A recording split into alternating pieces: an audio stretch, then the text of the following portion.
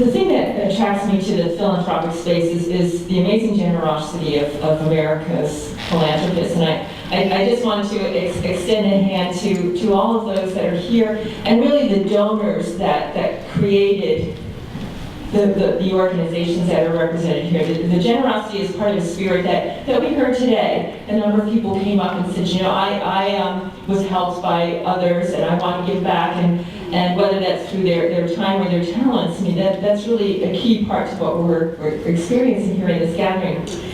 And also, along those same lines, in entrepreneurship, your ideas are out there in the market and they're tested, and they either succeed or fail. And to the same extent, philanthropy is a lot like that. People will have an idea. They don't have that same market test. There's no bottom line of the dollars of whether they succeeded or failed. So it is very important for philanthropists to be very introspective about what has worked and what hasn't. And I think the folks here have shared some good insights with us about what they've done. But I'd like to push a little bit farther now and ask you, what are some of the biggest surprises that you have had along the way in your entrepreneurship education? And by that, it could be anything. A lot of things that have come to mind for me as you've experimented with different areas of investment, from, say, college, community college, high school, whatever. Did you find that you had some preconceived ideas that were really off base and that people ended up surprising you? Or were there program elements that you thought were sure to succeed and just the opposite? And anything there that can help our audience get a better sense of how to connect successfully with philanthropists? Deborah. Well, I was just going to mention that as a philanthropist, you know, as a private foundation, we certainly have procedures and processes, and we have to sort of now, because we are an entrepreneurship funder, and entrepreneurship to a large extent is about trial and error. So while, you know, the budgets come in, and we take a look at the budgets, and it all gets approved by our board, and then it goes back and it's played out on the campus, we find that you have to make mid-course corrections along the way because it doesn't always turn out exactly the way you think it's going to. So, you know, I've worked in other areas of philanthropy, and I just find that this entrepreneurship funding area requires a lot more flexibility on the part of the philanthropic institution, and you do have to make those mid-course corrections. It's about being an entrepreneurial foundation. I would echo that. I think that's very true, both in our programs with the course of the ventures and what they choose to work on. I was talking to somebody last night about this. We had a venture that, you know, won the Mass Challenge, the big business mind competition last year, which started off as this kind of crazy idea to use sugar to purify water, and now they've come up with a really, you know, powerful ceramic filter. Very different idea.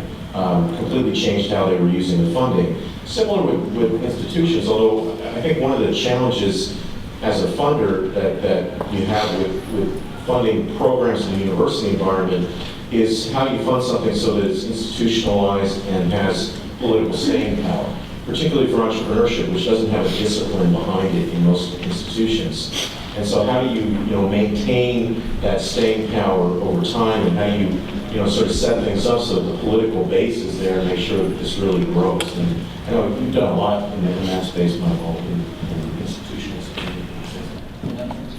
And as we move into the next part where you get to ask questions, just want to give you a quick heads up. When you have a question, raise your hand. EJ's going to run over the mic, and you will get a wonderful t-shirt, compliments of the Chamber Foundation for asking a question. So questions get rewarded. So just give you a heads up. So when you have a question, raise your hand. EJ's going to hook you up. So you mean we weren't supposed to be taking them from the table outside?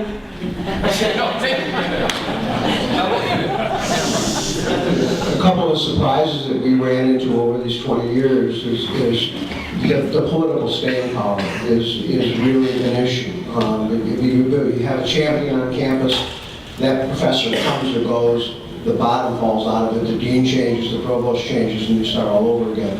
It's quite a struggle. I will have to say, I wanted to come back to something that Doug said this morning. We are seeing entrepreneurship escape the business schools. It's wonderful. Next weekend, we'll have 400 college students in Lisle, Illinois at the Self-Employment in the Arts Conference. And that has grown to 4 regional conferences that spin off of it.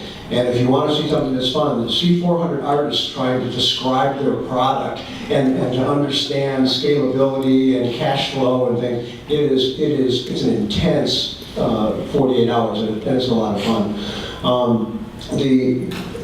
We're also growing a program now we're calling them Coleman Fellows, and in order to proliferate that and help the local champion, the entrepreneurship professor on campus can go out and find unindicted co-conspirators in engineering and art and education and bring them into the fold and create a course or insert into their entrepreneurship course, or into their art course, their engineering course, and nursing course, a very strong entrepreneurship element. And it's created really interesting blocks on campuses that have a lot of staying power now that we were previously trying to stack on the shoulders of one person.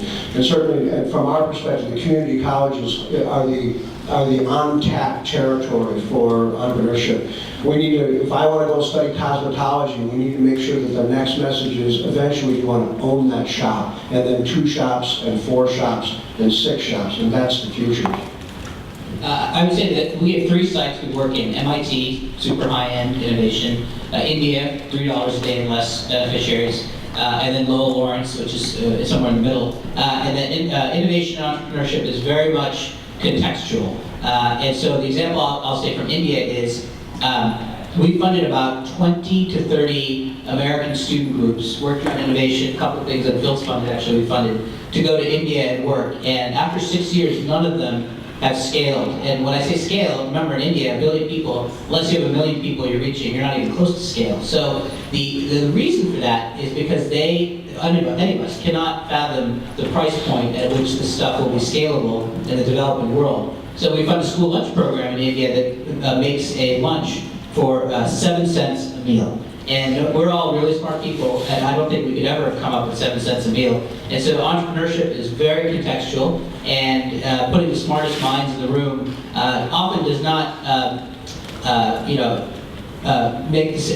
not make the same sort of insights as the entrepreneur based on the ground would be experienced. And that was really a learning for us, because we put a lot of effort into sending smart American 20-somethings to India to innovate, and some of them did, and they're trying to figure out what to do, but a lot of them just couldn't understand that 7 cents was the price point. So. Okay, let's move to questions from the audience. Surely you want to take advantage of this opportunity here. Any questions? Yes, we get a mic over here. If your question's directed to somebody in particular, feel free to mention that. Otherwise, just throw it out there for any of the panelists. It's for anyone. We are looking at a different way of doing. And then introduce yourself, please. Cindy Bush with the Center for Innovation at Metro State College of Denver. We're looking at a new way of looking at bringing entrepreneurship to our students and to the community. We're not looking for grants. We're looking for investors. Would your foundation consider investing part of your monies that you would have to put into an investment for a group of students to purchase a franchise? Something different out there. Any takers? I'll just say, is for a foundation, it is very hard to justify the returns on that to your investment committee. So that's the biggest barrier we face. The second one is there's a lot of legal issues around that for a foundation. But I think what I hear often is the returns are very hard to justify compared to what you'll get in other spaces. Well, it's not us asking for the returns, you're receiving the return. So I'll answer in 2 ways. One is, in our organization, I don't think we would invest in what you're doing from a mission point of view. But within our mission, we do invest in the things that come out of our programs, the ventures that come out of our programs with equity investments, and we are able to do it because it's a mission-related activity. So the tax code actually allows that to happen. There's also PRIs, or program-related investments, and that's an area that it was very hot when the market was hot, and now you don't hear quite as much about it, but it is, I think, an important thing to think about for foundations as to how they're using the corpus and whether they could get the kind of returns they need And there are some foundations that are doing that. Kellogg, for example, that have programs like that. I think that the reality, just responding to this from my experience as an entrepreneur, is that probably, you want to broaden your horizon to think about investors in general. Because if you can sell it to a foundation, you probably can sell it to private individuals too. We're looking at everybody, but you're one part of this. We've done 2 PRIs, one of them that worked reasonably well, and the other one absolutely crashed and burned. So they're complex. About 10 years ago, we had a series of schools where we put a venture pool on campuses for students to do exactly that. And we weren't worried about the return. We wanted it to be a self-perpetuating fund. The dilemma is when you leave, now we've got this pool of money at that school, institutional changes, and nobody knows what to do with the money then. So it's that time frame that's difficult.